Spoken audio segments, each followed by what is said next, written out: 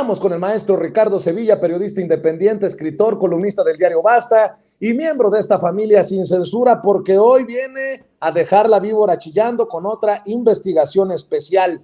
La UNAM, por mi raza hablará la derecha, y habla de los personajes, nos va a hablar de los personajes de derecha que se han enquistado en la máxima casa de estudios, que confirmaría tal vez esta investigación especial, mi querido Ricardo, lo que dijo el presidente ya desde hace muchos meses, que se la dio hacia la derecha, la máxima casa de estudios, que se puso el discurso muy conservador desde la UNAM. Palabras más, palabras menos del presidente Andrés Manuel López Obrador. ¿Cómo estás, Ricardo? Te abrazo. Así es, querido Vicente, público memorioso, abrazo fuerte de regreso. Y sí, tienes toda la razón. Esto vendría a recalcar eso que dijo el presidente López Obrador, pero no es solamente de ahora, es desde hace mucho tiempo. Desde hace tiempo la Universidad Nacional Autónoma de México se ha convertido en un bastión de escritores, políticos, intelectuales e investigadores conservadores. De acuerdo con diferentes testimonios recabados por Sin Censura, la llamada máxima casa de estudios lleva muchos años secuestrada por personalidades de la derecha, fundamentalmente priistas y panistas que se las han ingeniado para vivir parasitariamente del presupuesto de la UNAM. De acuerdo con estas versiones, hay personajes que aunque trabajan en la UNAM y deberían, en teoría, impartir cátedra o realizar investigaciones, sencillamente no lo hacen y por el contrario se dedican a servir a ciertos personajes que son los que están detrás de ellos. Testimonios recogidos en el Instituto de Investigaciones Sociales, el Instituto de Investigaciones Jurídicas, el Instituto de Investigaciones Filológicas e incluso en la Facultad de Psicología nos revelaron que al interior de la UNAM hay una especie de mafia conservadora que tiene a la máxima casa de estudios tomada. Declaraciones de profesores, profesoras e investigadores que trabajan en esa casa de estudios aseguran que detrás de ciertos personajes e investigadores se encuentra la mano de Enrique Krause, Héctor Aguilar Camín, Eduardo Medina Mora e incluso Emilio Álvarez y Casa. Sí, fuentes al interior de la UNAM denuncian, por ejemplo, que Héctor Aguilar Camín, el dueño y director de la revista Nexos, tiene influencia en el Centro de Investigaciones sobre América Latina y el Caribe, el CIALC, ¿a través de quién? De un amigo muy cercano, Carlos Tello Díaz, quien es investigador de dicho centro. Carlos Tello Díaz, a lo mejor le suena el apellido, es hermano del comentarista político Javier Tello Díaz, que ellos vienen de la genealogía de Porfirio Díaz. Pero además de todo, estos sujetos son colaboradores de la revista Nexos y, en el caso de Javier, es analista de cabecera en el programa Es la Hora de Opinar, conducido por el columnista de Excelsior, Leo Zuckerman, a quien usted conoce perfectamente. Personal que trabaja en el Centro de Investigaciones sobre América Latina asegura que Javier Tello, quien se jacta de ser un analista libre e independiente, y lo hemos escuchado un 50 de veces, no lo es, porque no solo forma parte del llamado Grupo Nexos, sino que es abiertamente panista. Y es que al revisar el Registro Nacional de Militantes del PAN, que se encuentra albergado en la Plataforma Nacional de Transparencia, pudimos verificar que en efecto Javier Tello, compañero de panel de Gibran Ramírez Reyes, está afiliado al PAN desde el 20 de febrero de 2014. Ambos personajes, tanto Carlos como Javier, son hijos, para acabarla de amolar, del político priista Carlos Tello Macías, quien fuera secretario de Programación y Presupuesto, así como director general del Banco de México de 1976 a 1977, justo durante el sexenio de José López Portillo. De hecho, en diciembre de 2016, el Consejo Universitario de la UNAM decidió nombrar a Carlos Tello Macías, que también fue embajador de Cuba y de la extinta Unión Soviética por Carlos Salinas de Gortari. La UNAM decidió nombrarlo profesor emérito de la Facultad de Economía de la UNAM. Eso quiere decir, en otras palabras, que López Portillista, el salinista, está cobrando desde 2016 en la UNAM una pensión de por vida. Pero Héctor Aguilar Camín no sería el único que tendría una injerencia perniciosa en la UNAM. Eduardo Medina Mora, exministro de la Suprema Corte de Justicia de la Nación, también estaría ejerciendo una intromisión en la vida académica universitaria a través de su hermana, María Elena Medina Mora, quien actualmente es directora de la Facultad de Psicología.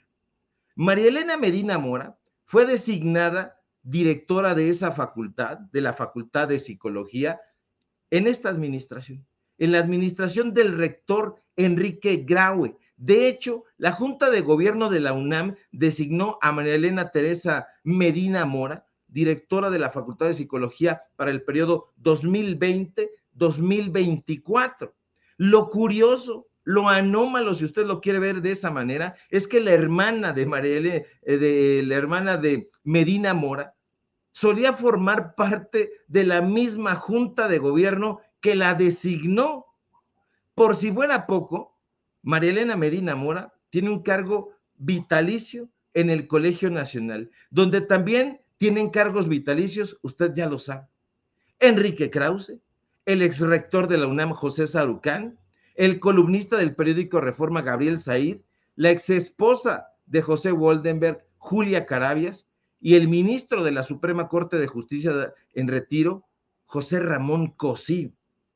Cabe recordar que durante el sexenio de Vicente Fox, Eduardo Medina Mora fue director del Centro de Investigación y Seguridad Nacional, mejor conocido como CISEN, y hay testimonios fotográficos de su íntima amistad con el narcotraficante Genaro García Luna, de abrazo y toda la cosa. Cabe decir al calce que hoy mismo Nicolás Medina Mora Pérez, hijo de Eduardo Medina Mora, para que vea usted cómo se dan la mano, es el flamante editor senior de la revista Nexos, propiedad de Héctor Aguilar Camín. Pero además de Aguilar Camín y de Medina Mora, Enrique Krause también estaría operando a través de ciertos personeros en la UNAM, a través concretamente de dos personajes que acaso son los más visibles en este momento y que usted conoce, Roger Bartra y Guillermo Sheridan. Bartra es investigador emérito, o sea, vitalicio, en el Instituto de Investigaciones Sociales de la UNAM. Guillermo Sheridan, hay poco que decir de Guillermo Sheridan, o mucho que decir, pero usted ya lo conoce, ya lo hemos exhibido.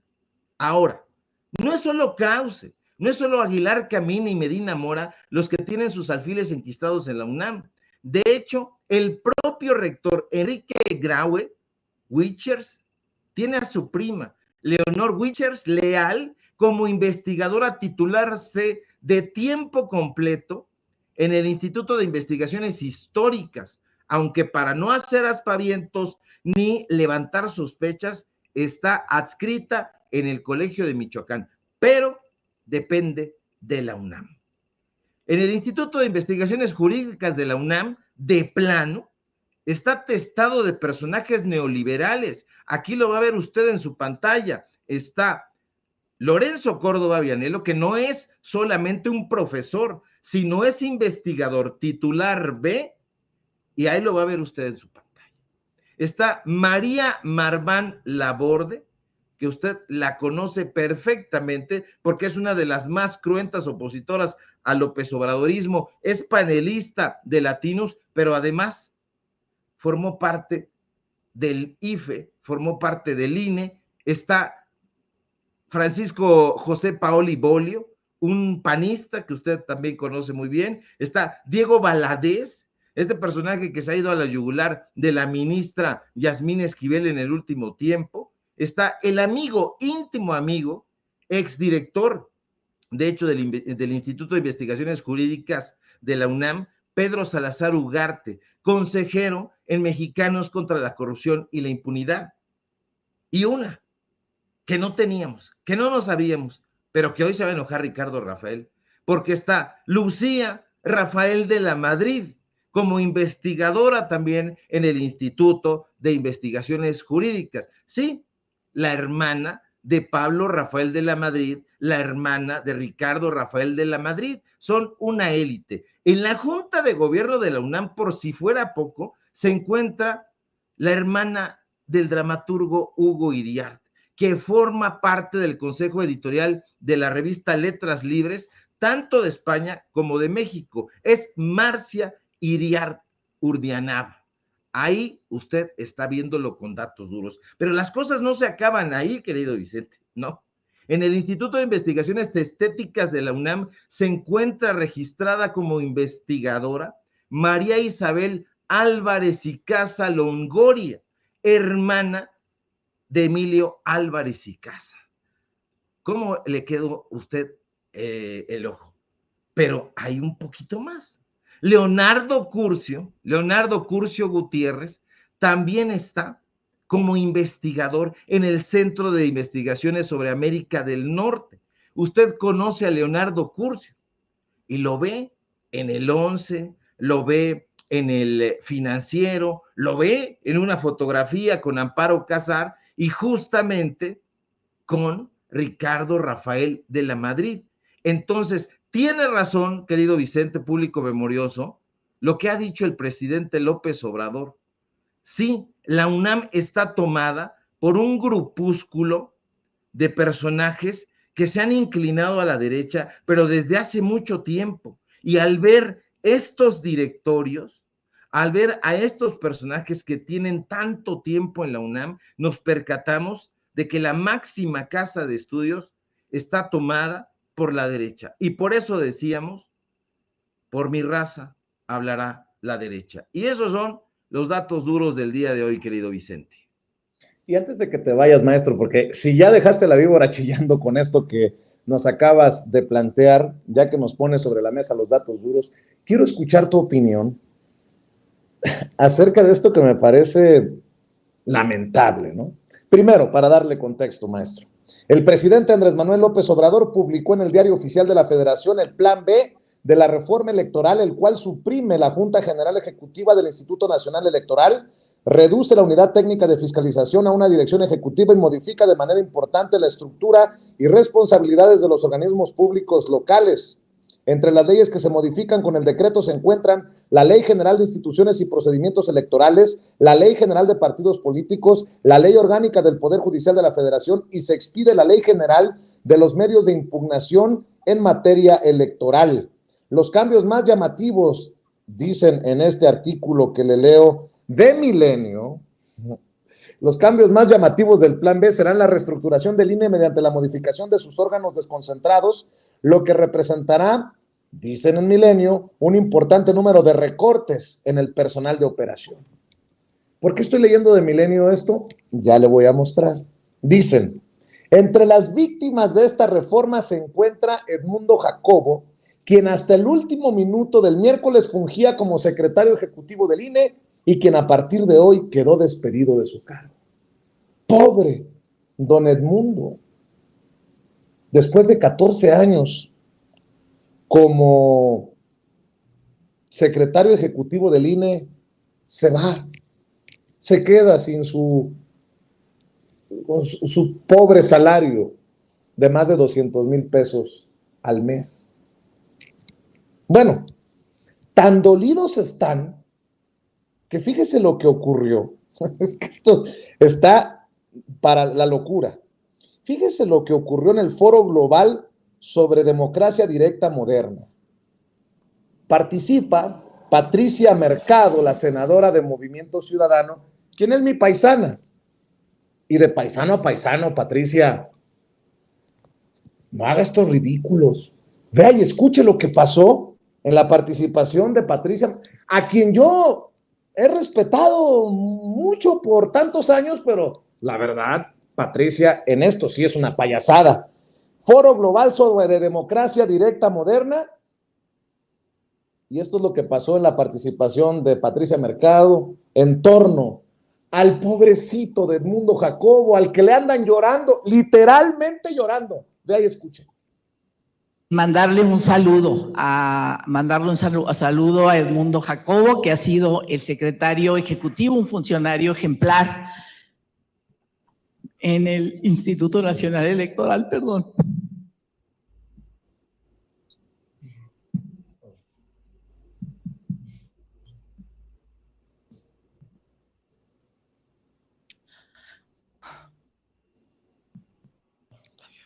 Perdón, no sé por qué me pasó, pero bueno. Gracias. A Edmundo Jacobo, que es un funcionario que ha tenido 15 años y que ha sido muy importante y que hoy amanece despedido por estas nuevas reglas.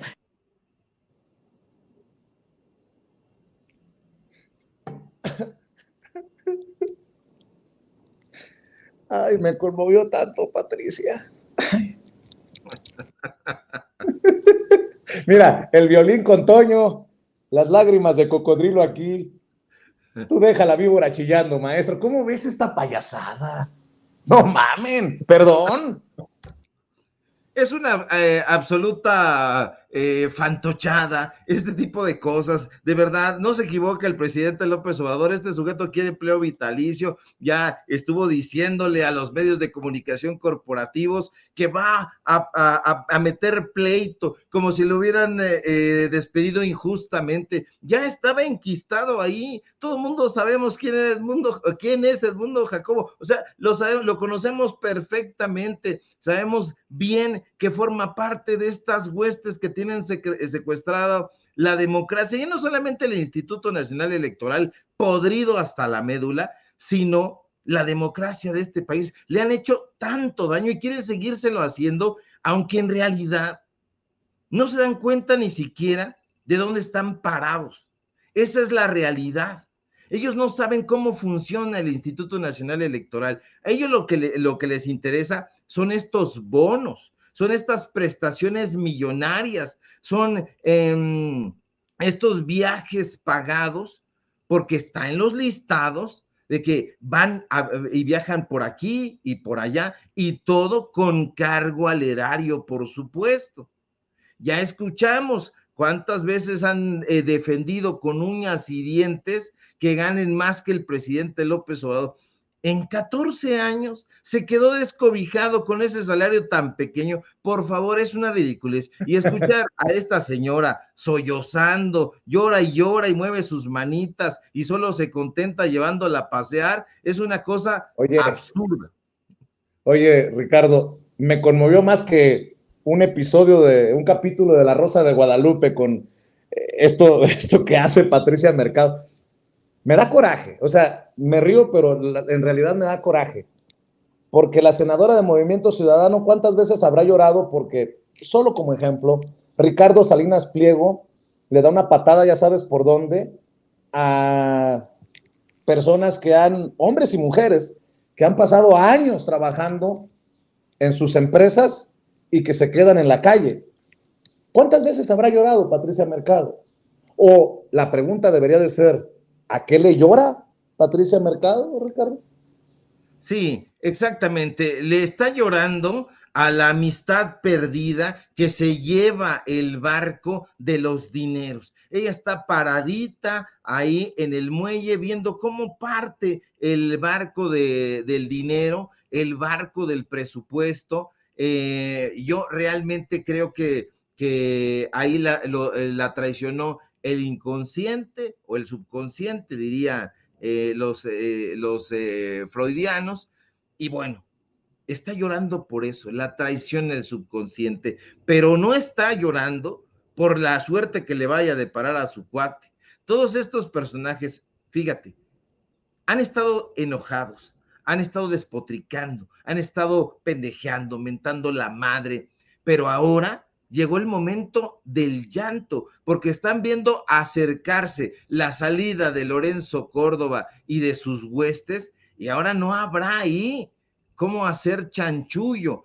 Héctor Aguilar Camín, Enrique Krause, también están llorando, también están por lo menos mordiéndose las uñas. Ya vimos cómo el propio Guillermo Sheridan se desgarra las vestiduras y dice que la presidencia tiene una persecución en contra de él. No, lo que hay es simple y sencillamente un ajuste de cuentas de la sociedad.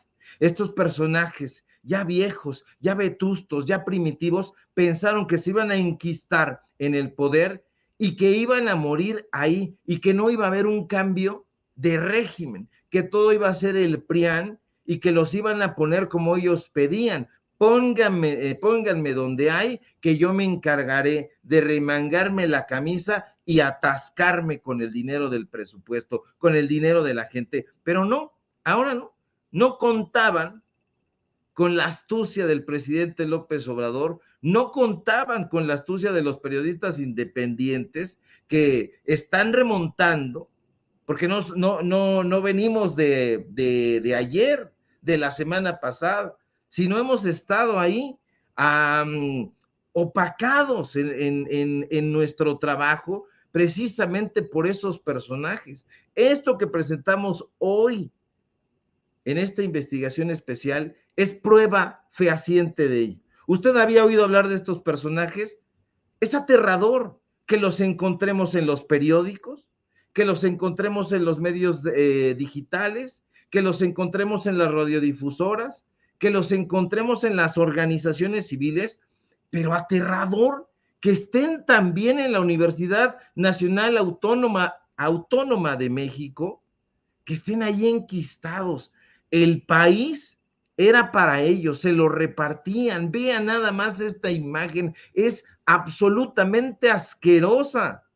Y esto no lo podrán debatir. Están en todas partes. ¿Qué tiene que hacer ahí en el directorio Lorenzo Córdoba? Investigador. ¿Qué ha investigado en el último tiempo? ¿Qué ha investigado en alguna ocasión? Y sobre eso no hace una investigación Guillermo Sheridan. ¿Qué ha investigado Diego Valadez? Él ya no investiga porque es un emérito. ¿Qué ha investigado? ¿Quién es Lucía Rafael de la Madrid? ¿Cuántos personajes, y lo sabe la gente de la comunidad universitaria, han trabajado con uñas y dientes y en desvelos para poder encontrar una oportunidad en lo profesional, en lo académico? Y no se les ha dado porque estos personajes están ahí enquistados. Por eso, desde mi punto de vista, querido Vicente, es el llanto de Patricia Mercado, pero es un llanto que no tiene nada que ver con la partida de su amigo, tiene que ver con que se está desmoronando el castillo de oro del neoliberalismo y se está hundiendo en un fango. Y con esas imágenes de Patricia Mercado, nada más cierro con un editorial. Si ayer dije que Lili Téllez había sufrido del fenómeno Margarinflas al decir una cosa y otra en esta entrevista que tanto le hemos criticado por defender los gobiernos de Fox, de Calderón, por decir que Sonora se siente orgullosa de ella como precandidata a la presidencia de la República, pues quiero decir que Patricia Mercado ya se infectó con este virus liliteyesco. Ya sabemos a qué se puede dedicar Patricia Mercado. Con mucho respeto, Patricia, cuando deje la política, la podrían esperar con las puertas abiertas en Televisa para estos capítulos de La Rosa de Guadalupe. Mi querido Ricardo Sevilla, ya dejaste la víbora chillando, pues ahora hay que pedirle a la gente que te apoye en tus trincheras independientes, porque continúas trabajando para cumplirle cabalmente a las audiencias, y muy pronto que estén al pendiente, porque muy pronto se vienen sorpresas en Sin Censura TV. Así es, querido Vicente, público memorioso, atentos con las sorpresas que estamos preparando, justamente para llevarle a usted la información que usted merece, con datos duros, con fotografías, nada de montajes, nada de esas tonterías. Así que permanezca, por favor, muy atento a la programación, a algo que estamos trabajando desde hace ya muchísimo tiempo, y por lo pronto síganos en nuestras redes sociales, en Twitter, @SevillaCrítico, en Facebook, Ricardo Sevilla, así nada más. Síganme en Paralelo 24, donde estamos subiendo justamente estos reportajes. Síganos también en el diario Basta, donde somos columnistas, y por supuesto en YouTube, en Ricardo Sevilla, Los Datos Duros. Hoy tenemos informativo en punto de las 8:30, y síganos aquí, desde luego, en La Familia Sin Censura, donde estamos participando al filo de las 11 de la mañana. Así que si todo marcha bien, ojalá que sí, nos encontramos por aquí el día de mañana y estamos muy atentos a la información, querido Vicente. Un fuerte abrazo. Igualmente, mi querido Ricardo Sevilla, el maestro Ricardo Sevilla, hablando con nosotros sin censura.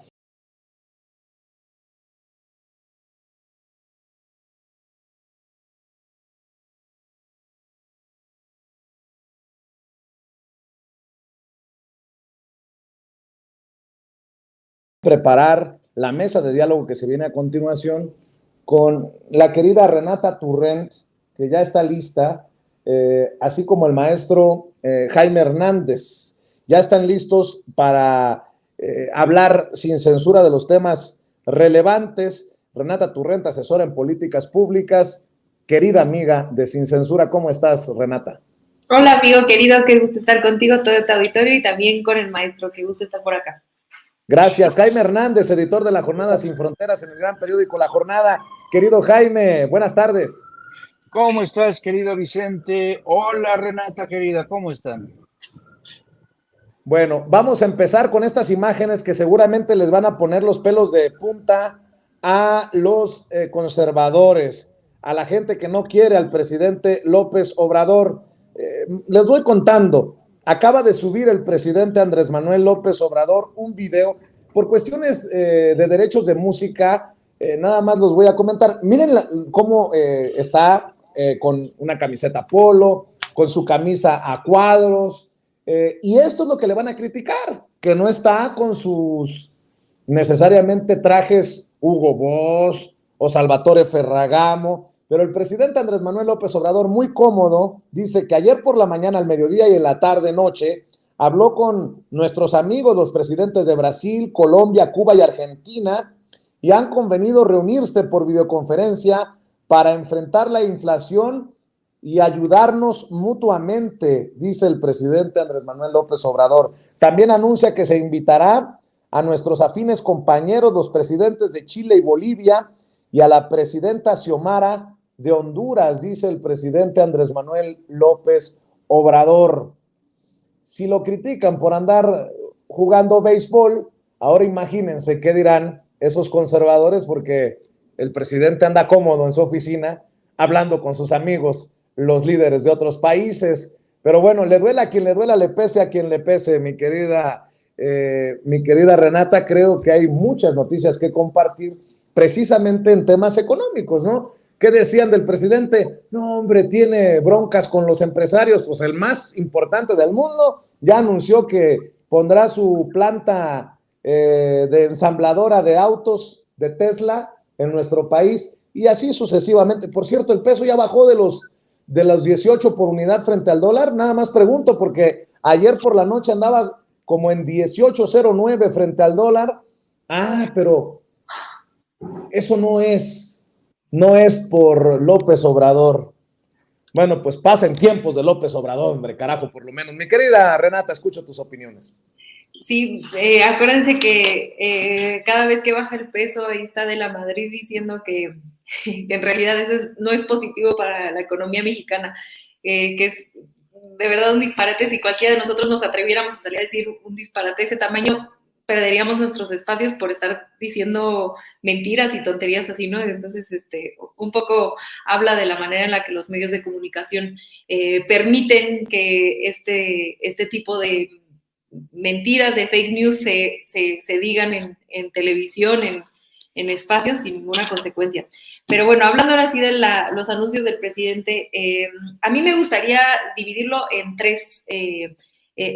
tres pequeñas opiniones. La primera es un poco retomar esta pregunta que hace Violeta Vázquez Rojas después de la marcha, y es un poco es una pregunta genuina que yo tampoco entiendo y que creo que sería interesante que la oposición nos pudiera aclarar qué es lo que en realidad fueron a protestar, ¿no? Porque sabemos que esa clase social que mayoritariamente, no toda la gente que fue, pero mayoritariamente la clase alta mexicana que se fue a manifestar el domingo, pues es gente que pensarías que mientras sus intereses económicos no se toquen, pues en realidad nunca habían salido a las calles, nunca se habían preocupado por ni la democracia, ni los derechos, ni absolutamente nada, ¿no? Su vida está resuelta en lo privado, por lo tanto, en la vida pública, ellos, mientras no se tocaran sus privilegios, no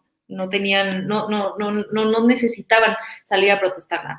Pero hoy la realidad de ellos es la misma. De hecho, la economía está mucho mejor que en periodos neoliberales. Entonces, Violeta preguntaba de manera genuina, ¿por qué es que están saliendo, ¿no? Ni la inseguridad, ni la economía están fallando. Entonces, no nos queda claro, más allá de algunas sospechas de clasismo, racismo que los articula, pues en realidad no queda muy claro qué es lo que en realidad están protestando, porque nadie cree que en realidad fueron a protestar la democracia, ¿no? Ahora, en este sentido, un poco, ahora sí, hablando del tema económico, es muy interesante analizar qué es lo que está haciendo el presidente López Obrador. A diferencia de los gobiernos neoliberales, donde ahora sí que la política económica, la política industrial, pues la dictaba Estados Unidos y la dictaba el más rico, ¿no? Ahora, por primera vez, por lo menos en lo que yo tengo de vida, que yo tengo los 36 años del neoliberalismo, hay un plan de política industrial y hay un plan de política económica. No es simplemente al mejor postor o a lo que nos dicten desde Washington. Y el presidente López Obrador lo que decide es fortalecer la economía de abajo, que fue una de las claves para que la economía de este país no se cayera durante la pandemia. Y por otro lado, busca inversiones estratégicas, no solamente públicas, el Tren Maya, la refinería, etcétera, no solamente se invierte dinero público en infraestructura, sino también se atrae inversiones extranjeras, ¿no? Recordar que estamos en récords de inversión extranjera, y este anuncio que se hace esta semana de Tesla, todavía más, ¿no? Y además lo hace siempre cuidando que el medio ambiente, en este caso el agua en Nuevo León, los trabajos sean dignos, es decir, se hace una política industrial siempre teniendo en mente el bienestar de la gente, primero, ¿no? Antes de cualquier otra cosa. Y al mismo tiempo, de manera paralela, un poco tratando de desglosar la manera en la que el presidente ha planteado su política económica, tiene una muy buena relación con Estados Unidos, sin dejar que se sigan metiendo en materia de seguridad, en materia de democracia, que ahora andan muy, muy interesados en una reforma secundaria, curioso, pero mantiene una buena relación económica con ellos, diplomática con los gringos, pero al mismo tiempo abre la relación comercial y la relación política con el resto de América Latina. Y esto en miras a tratar de bajar la inflación, porque, como hoy explicó en la mañanera, ni México, ni Estados Unidos, ni ningún país es el único país que está viviendo inflación, ¿no? Es una consecuencia mundial de la pandemia, de la guerra Rusia-Ucrania, y por lo tanto una colaboración entre países puede ayudar a que las variables que han sido difíciles de controlar en cuanto a la inflación puedan por lo menos mitigarse. Entonces, y esta relación con América Latina, donde busca disminuir o por lo menos controlar la inflación, en específico en el tema de los alimentos, no solamente o trasciende una política económica, ¿no? Trasciende eso porque también es una relación política con países en América Latina que hoy gobierna la izquierda y que son aliados de México, un poco para enfrentar cuestiones económicas, pero también, insisto, cuestiones políticas de la antidemocracia de la derecha que vemos la vimos en Bolivia, la estamos viendo en Perú, y probablemente entremos al tema más tarde, pero también la vemos tratarse de gestar en México con esta mentira de que la 4T quiere acabar con la democracia y un poco entrando los gringos. Entonces es claramente una alianza económica, pero también política, mis queridos amigos. Pues entrémosle, mi querida Renata, para también escuchar las opiniones del maestro Jaime Hernández. Hoy el presidente, por ejemplo, exhibió a José Narro, el ex rector de la UNAM. José Narro, el presidente se pregunta, ¿cómo es posible que este priista haya sido rector de la UNAM? Pues con lo que nos presentó Ricardo Sevilla y los personajes conservadores enquistados en la máxima casa de estudios de México, pues no sorprende.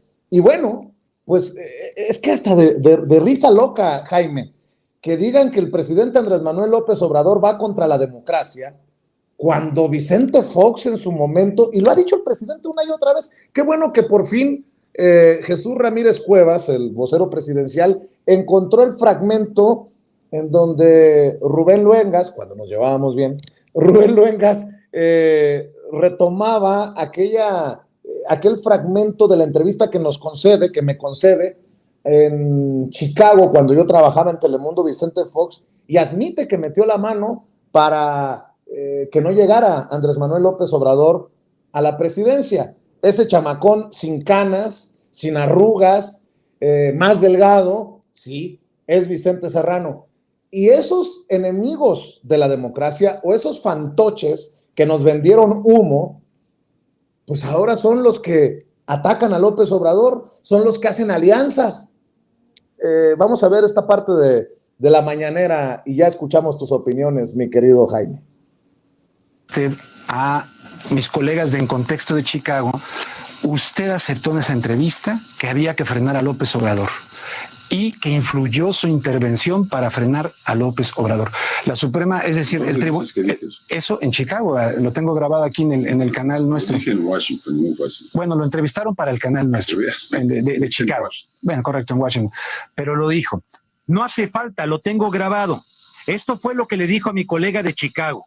Era importante para promover la democracia en México sacar al PRI de Los Pinos, y era importante detener a López Obrador, que en demagogia y engaño se le ha ido dándole a tole con el dedo a la gente, al estilo de Hugo Chávez, al estilo de Correa. Lo que dije exactamente fue lo siguiente ahí en Washington. Estaba yo hablando de liderazgo a una audiencia que me pidió una presentación de liderazgo. A ver. Aunque entre preguntas de la prensa, aceptó por primera vez que en 2006 hizo todo lo posible para que Andrés Manuel López Obrador no llegara a Los Pinos. Lo que sí hice, todo lo que estaba en mi terreno, dentro de la ley, para que ese cuate no llegara, presidente. Dentro de la ley. Y tan es así que no sufrí castigo alguno. ¿Ya vieron? No para los que votaron por el cambio y por Fox, y sobre todo por los jóvenes, porque él llega después de 70 años de dominio.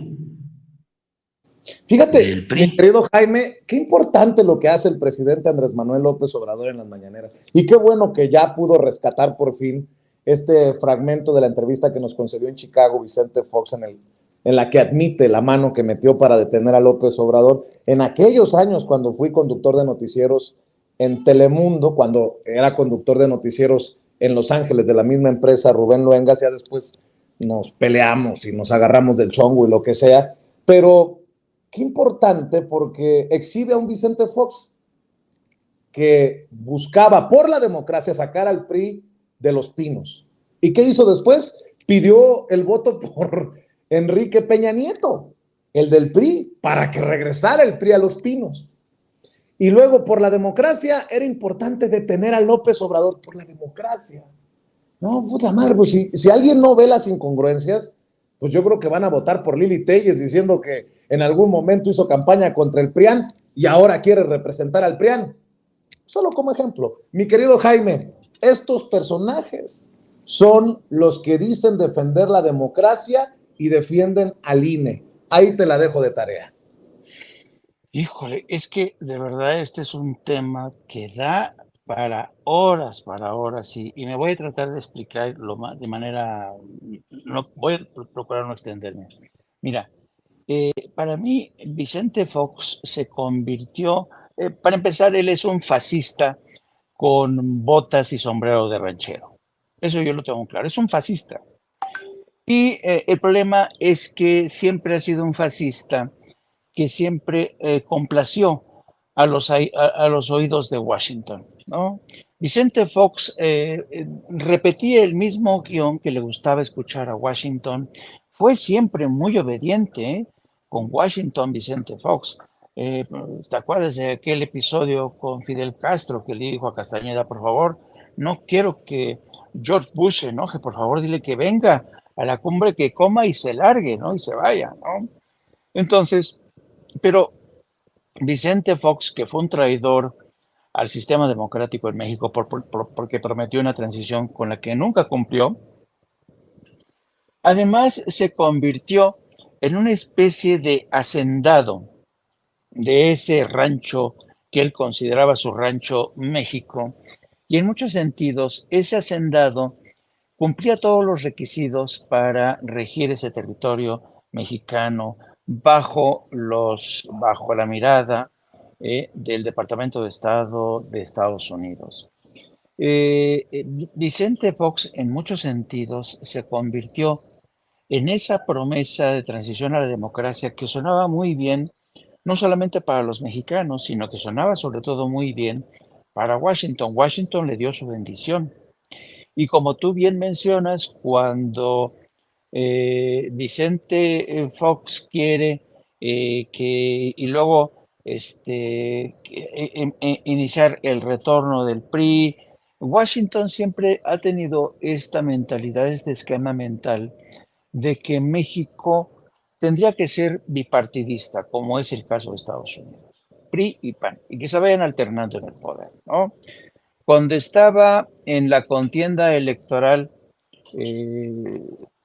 Enrique Peña Nieto, yo recuerdo que entrevisté al subsecretario de Estado para el Hemisferio Occidental, y yo le preguntaba entonces al subsecretario si acaso confiaba en Enrique Peña Nieto para regresar a la presidencia de México. Le pregunté, ¿considera usted que el PRI realmente ya hizo su travesía por el desierto?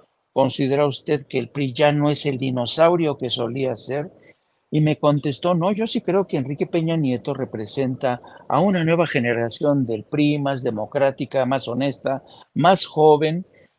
Y evidentemente, ¿qué resultó? Pues resultó un desastre. Resulta que esta promesa de cambio al interior del PRI, pues era más de lo mismo, incluso mucho más corrupta, ¿no? Entonces, en Washington siempre han visto y siempre vieron a Andrés Manuel López Obrador como una amenaza, y por eso les caía muy bien el discurso de Vicente Fox, el presidente más ignorante que ha tenido en toda su historia México. Es un hombre que ni siquiera sabe escribir, es un antidemócrata, es un ladrón, es un fascista que hizo todo lo posible por impedir la llegada de Andrés Manuel López Obrador. Vicente Fox era el hombre que en cenas de gala en Washington prometía que iba a subirse en un caballo y dirigirse directamente hacia Venezuela para derrocar a Hugo Chávez. Ese era Vicente Fox, era, digamos, un cruzado de la causa a la derecha que le caía muy bien a Washington, pero, insisto, decepcionó, engañó. Él dice que López Obrador se le ha pasado engañando a todo mundo con su demagogia. ¿Y qué decir de este hombre que engañó a todo mundo? Incluso hubo gente, yo me acuerdo, en medio de intensos debates, que me decían, no, Vicente Fox realmente va a cumplir su promesa de la transición. Y uno decía, pues vamos a ver, ¿no? Sobre todo, por ejemplo, en el ámbito de los medios de comunicación. Pero resulta ser que cuando llega Fox ni hay proceso de transición, destruye medios de comunicación, como pasó con la cooperativa de Excelsior, impone a su gente El actual director de Excelsior, por ejemplo, pues es gente de Fox y de Martita Sagún. Yo me acuerdo con este Pascal Beltrán del Río, iba como el llavero de Vicente Fox cuando iba a sus giras a Nueva York, ahí lo llevaba como su llavero que le cubría sus discursos. Entonces, este hombre realmente no tiene ningún tipo de autoridad moral, porque yo creo que, y lo peor de todo, ¿sabes qué?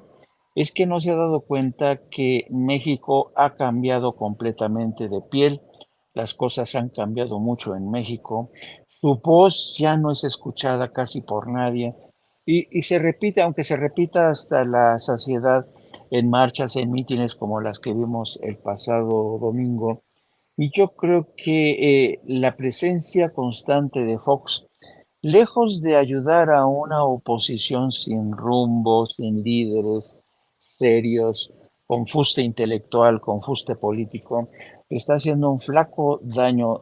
Y el problema con Vicente Fox es lo mismo que pasa con Vicente Fox. Se han convertido, después de dejar la presidencia, en títeres de esta extrema derecha, esta derecha mundial. Calderón y Fox, Que, ¿te refieres a Calderón y Fox? exacto, perdón, no sé si dije otra cosa.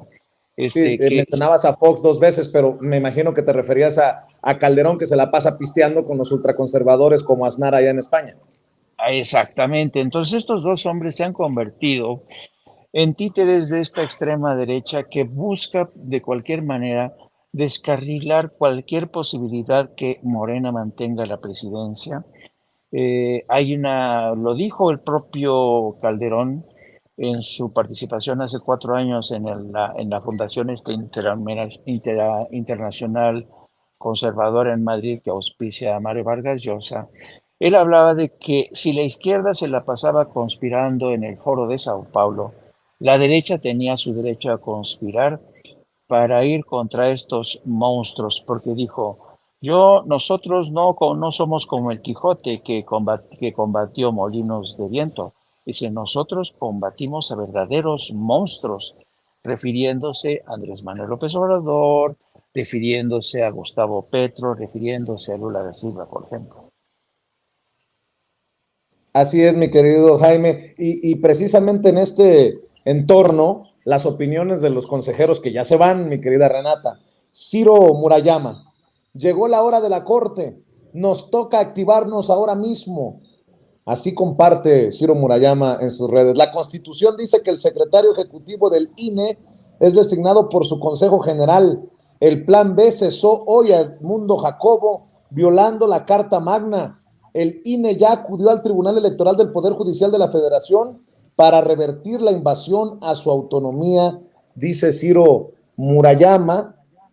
Por cierto, no deberíamos de sorprendernos si la Corte Suprema de Justicia de la Nación le da por su lado al INE, pues porque hemos señalado una y otra vez el camino que ha tomado con Norma Piña, la actual presidenta de la Suprema, el Poder Judicial. Y bueno, en ese sentido, el lloriqueo por este personaje que se pasó 14 años como secretario ejecutivo, y hace unos minutos exhibíamos el llanto de, perdón que me da risa, de Patricia Mercado, la senadora de Movimiento Ciudadano, porque el señor Edmundo Jacobo fue cesado. Échamelo otra vez, David, para que nos comente de aquí en adelante también Renata. Mandarle un saludo a Edmundo Jacobo, que ha sido el secretario ejecutivo, un funcionario ejemplar en el Instituto Nacional Electoral, perdón.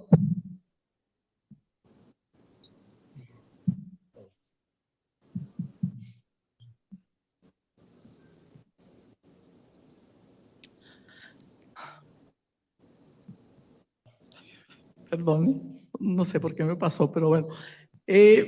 Gracias. Edmundo Jacobo, que es un funcionario que ha tenido 15 años y que ha sido muy importante y que hoy amanece despedido por estas nuevas reglas. A ver, pareciera que don Edmundo Jacobo se nos adelantó o algo por el estilo. A ver, ¿de qué estamos hablando? Pero bueno, seguramente así como Patricia Mercado, hoy amanecieron llorando Lencho y Ciro. Andarán con los ojos muy hinchados el día de hoy. Mi querida Renata, ya, pitorreo aparte, broma aparte, dame tu opinión. Bueno, yo sí espero que la senadora haya estado actuando, porque si no, verdaderamente no me queda muy claro como pues ese show que armó y por qué lloraría. No, probablemente se va a ir con con millones, me atrevo a decir, millones de pesos del INE, después de haber estado ahí 15 años cobrando mucho más que el presidente. Y no olvidar que este señor que hoy se va, Edmundo Jacobo, fue el que estaba en la llamada de Lorenzo Córdoba, esa famosa llamada racista donde se burlaba de un ciudadano, ¿no? No se nos olvide, él era y fue partícipe y le dio cuerda, y si bien las declaraciones graves fueron por parte del consejero Lorenzo Córdoba, pues él es su amigo y con el que estaba hablando, ¿no? A ver, a mí lo que me gustaría decir en esta respuesta son quizá en dos fases. La primera es este desnudo que hacen los conservadores, ahora sí que de todos los partidos y todas esas instituciones donde se lograron enquistar muchos de estos cuadros de la derecha, como Lorenzo Córdoba, como Ciro Murayama, etcétera, y de repente, conforme avanza la transformación, cada vez se desnudan más de esa defensa férrea que tienen por sus privilegios, ¿no? Es tan obvio el hecho de que no están defendiendo una causa, no están defendiendo derechos, lo que decía yo en mi intervención anterior, sino están defendiendo privilegios y están defendiendo compadres que tenían ahí cobrando dinero público como si fuéramos el país más rico del mundo, ¿no? Es una vergüenza los sueldos que tienen en los altos mandos del INE, y el de este señor Edmundo Jacobo pues no es la excepción. A mí me hace pensar que todo este show que se está armando alrededor de Edmundo Jacobo, lo que veíamos ahorita de la senadora, vemos que Edmundo Jacobo está en un tour de los medios de comunicación, pues los que ya se imaginarán, los de la derecha, anda haciendo tour hoy para decir que otra vez esta misma cantaleta, que el presidente López Obrador está en contra de la democracia, que se están violando, que se está acabando con la democracia, etcétera, sin presentar en realidad ninguna prueba de estos dichos. A mí no me sorprendería que Edmundo Jacobo acabara convirtiéndose en uno de los personajes que surgen en esta búsqueda de un líder de parte de la oposición. Yo siempre creí que Lorenzo Córdoba habría sido un buen candidato para la oposición porque los representa muy bien, ¿no? Pues es un neoliberal, un tecnócrata, racista, fifí, creo que hubiera hecho un gran trabajo como representante del bloque conservador como candidato. Lo que pasa es que él decidió no renunciar a su puesto en el INE a tiempo para haber podido ser candidato presidencial. Tuvo que haber renunciado el 23, como en abril, no quiero decir la fecha para no equivocarme, pero me parece que es el 23 de abril del año pasado, porque necesitas al menos 2 años antes de que empiece la campaña presidencial para poder ser. Constitucionalmente está inhabilitado para ser candidato presidencial, tanto él como Ciro Murayama. Pero yo creo que cometió un error político. Yo creo que no se dio cuenta que él podría haber sido quien aglomeraba a estas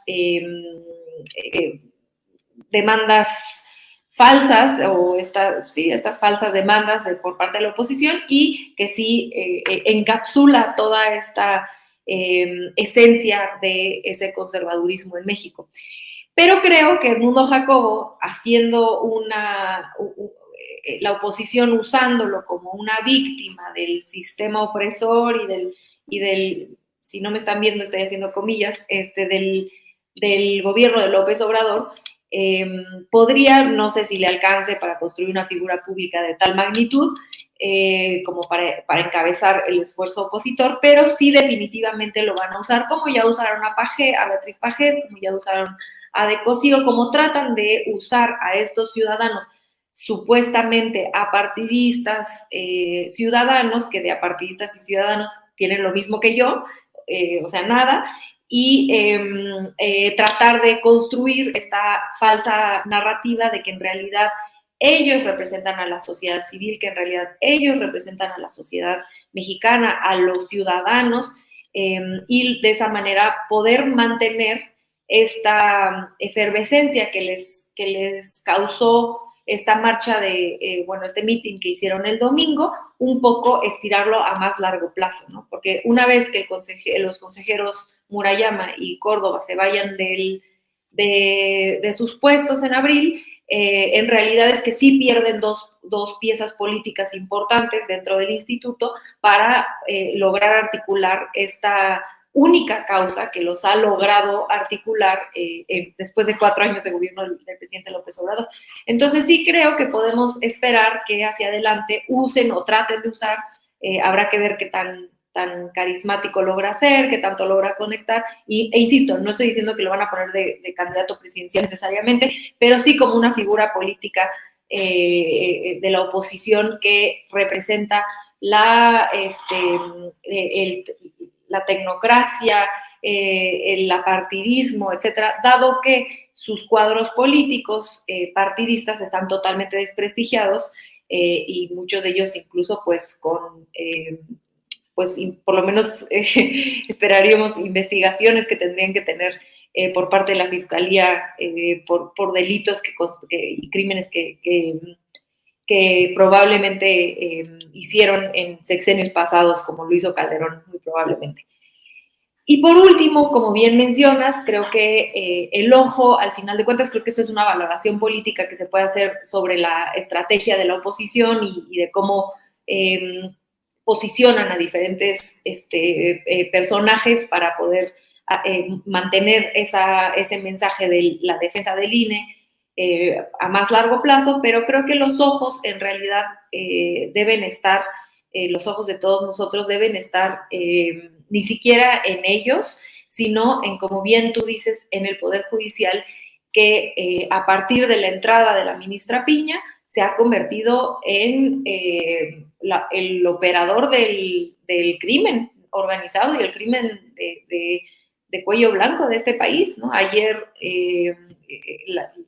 un juez o jueza, ya no me acuerdo si fue juez o jueza, hace esta movida a favor de Cabeza de Vaca. Vimos lo de la esposa de Genaro García Luna a los 30 minutos de que lo habían declarado culpable. 30 minutos después le descongelan las cuentas por esta jurisprudencia que hizo Medina Mora, el ministro que fue colaborador cercano. Ahí no hablaban de separación de poderes, ¿no? Cuando estaba el ministro Medina Mora con Calderón.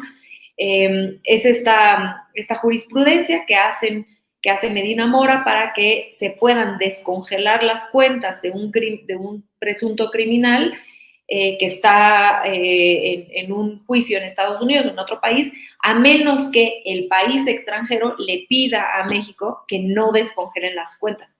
Imagínense eso, es que vale la pena de verdad analizarlo. Imagínense a lo que llegó la descomposición en la que está el Poder Judicial. Que un país extranjero nos tenga que venir a decir a nosotros si podemos o no podemos descongelar una cuenta. Imagínense, es que es gravísimo. Es gravísima la injerencia, es gravísima la corrupción a lo que llegó el Poder Judicial en este país, a lo que sigue llegando hoy con la ministra Piña, y sinceramente no me sorprendería que, dado que, insisto, y con esto cierro, pierde la oposición 2 piezas en puestos institucionales importantes, como es el INE, el consejero presidente y el consejero Murayama, se van en abril, no pueden ser candidatos a la presidencia ninguno de los dos, y no me sorprendería que se muden a una estrategia que de por sí ya llevaban tiempo judicializando la política con sus amparos, con que no querían ganar menos, el Tren Maya, todo lo han querido judicializar. No me sorprendería que ahora digamos, sus balas se vayan hacia el Poder Judicial. Ahora sí que ahora se van a mover a decir que el Poder Judicial no se toca, y desde ahí tratar de seguir operando políticamente. Mi humilde opinión, mis queridos amigos. Bien hemos dicho, y creo que el tiempo nos está dando la razón, que lo peor estaba por venir. Y ahora se vienen las cosas pesadas, con un Poder Judicial que creo que es evidente que no está necesariamente a favor de los intereses de la Cuarta Transformación, no está a favor de la justicia para todos en nuestro país, salvo que tú veas otra cosa, mi querido Jaime. No, yo coincido mucho con el análisis de Renata. Yo creo que desafortunadamente el Poder Judicial se ha convertido en en el principal garante de lo que fueron los intereses creados, de políticos corruptos, porque, fíjate, yo creo que México, a lo largo de su historia, creció la naturaleza del Estado mexicano, fue la de un Estado clientelar, ¿no? Un Estado que tenía múltiples clientes, porque necesitaba, pues era un Estado naciente, que necesitaba el respaldo desde múltiples frentes del ejército, del aparato judicial, de los medios de comunicación, de partidos políticos. Entonces, el Estado mexicano nace con la vocación de un Estado clientelar, porque tiene que preservar muchos de los intereses y los privilegios de esa oligarquía que nos viene desde la época de Porfirio Díaz. Entonces, en ese contexto y en esa lógica de un Estado clientelar, el Poder Judicial se ha convertido en el principal custodio, en el principal garante de esos intereses. Por eso, esta cultura de los magistrados, como los señores, yo he repetido una y otra vez hasta la saciedad, yo no conozco realmente en el mundo, a lo mejor se me escapa algún país de África o de América Latina, pero yo no conozco un país en el mundo donde el Poder Judicial tenga tantos privilegios, tantos privilegios. El salario que devengan los magistrados, es impresionante. El grado de autonomía, por decirlo de manera amable, de algunos magistrados es escandaloso. La forma en que se manejan los ministerios públicos, la forma en que el poder ha cortejado desde siempre al Poder Judicial es evidente precisamente en los salarios, en las prerrogativas, en los beneficios que tienen los jueces, los magistrados de la Suprema Corte. La Suprema Corte de Justicia incluso tiene un canal de televisión. Un canal de televisión. Eso no pasa en otras partes del mundo. En Estados Unidos, el Departamento de Justicia no tiene un canal de televisión. Yo no conozco de verdad otro país donde la Suprema Corte tenga un canal de televisión. Entonces, ahí te das cuenta, además el canal de la Suprema Corte, Dios mío, en serio, es de un aburrimiento total, con programas en la que entrevistan a los magistrados, en la que participan abogados, dándonos clases, que es un bostezo tremendo. Ese canal que le dieron a la Suprema Corte de Justicia, la verdad es que sirve para un carajo, pero ahí te das una cuenta de cómo el poder político estuvo precisamente al servicio de la clase política en la lógica de ese Estado clientelar. Vimos el caso de Medina Mora. La familia de Eduardo Medina Mora, ahora que hablaba Ricardo Sevilla, han sido y siguen siendo un poder fáctico dentro del aparato del Estado. A Eduardo Medina Mora se le permitió una retirada graciosa de la Suprema Corte sin dar ninguna explicación, sin explicar de dónde había surgido esta fortuna que se le descubrió. La hermana de Eduardo Medina Mora fue durante años la directora del Instituto de Psiquiatría, que es el más prestigioso, pero ella misma no es psiquiatra, no es psiquiatra. Pero, y esto me lo comentaban amigos desde instituciones de salud, cuando hablaban de la hermana de Eduardo Medina Mora, decía, no, es que los Medina Mora siguen pesando y mucho en el ámbito académico, en el ámbito judicial. Entonces fueron estos gerifaltes de los poderes que se incrustaron en la UNAM, en el aparato de justicia, los que han gozado y los que permanecen impunes, ¿no? ¿Tú te recuerdas aquella vez, y lo hacía con bastante lógica en la lucha por el poder, aquel video de Héctor Aguilar Camín con ex colegas, creo que del Colegio Patria, del Colegio Madrid, donde él ofrecía la fórmula, la receta para ir contra la 4T y López Obrador? Y él señalaba como punto de partida eh, ir y platicar en corto con los magistrados. ¿Por qué? Porque los magistrados es una especie, son unos togados que se han convertido en los custodios de los usos y costumbres de esa oligarquía, de las riquezas de esa oligarquía, del poder de esa oligarquía. Han mediado y han emitido pronunciamientos que van en tantos sentidos para empoderar, para hacer transferencia de riqueza, de patrimonio ilegal a muchos políticos. El otro día el presidente hacía mención cómo Norma Piña ya ha llegado a declarar una suerte de autonomía del Poder Judicial sin precedentes, es decir, no que nadie se meta con el Poder Judicial, como si realmente el Poder Judicial fuera un ente que se ciñe estrictamente a lo judicial, cuando también toca, y en muchas ocasiones, el ámbito de lo político. Un ámbito de lo político que nos concierne a todos, al Poder Ejecutivo, al Poder Legislativo, a los ciudadanos. Entonces, Norma Piña no puede convertir al Poder Judicial en una ínsula barataria al servicio de los más poderosos de esa oligarquía que tiene prisa por retornar al poder.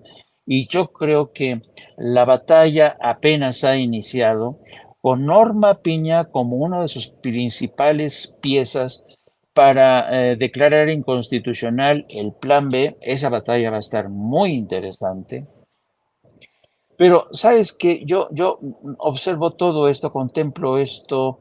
Yo sé que las cosas no se hacen, no se logran de la noche a la mañana, pero confieso que ciertamente a veces me frustra el tener un sistema judicial tan jodidamente entregado a la oligarquía, tan corrupto, y una Fiscalía General de la República que es una tortuga que realmente a mí en lo personal me ha decepcionado tremendamente.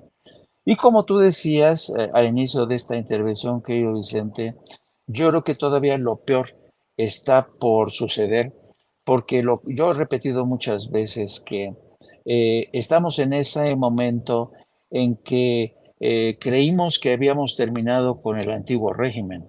Ahora vamos a ver si ese antiguo régimen no termina con nosotros. Querido Jaime, ¿por qué no cerramos invitando a la gente a tus espacios, a tus trincheras, maestro? Pues sí, en cuestión ya de 1 hora con 10 minutos entraremos en directo con No Apto para Cínicos, el canal que tengo el honor de dirigir con nuestra productora Lourdes Salas.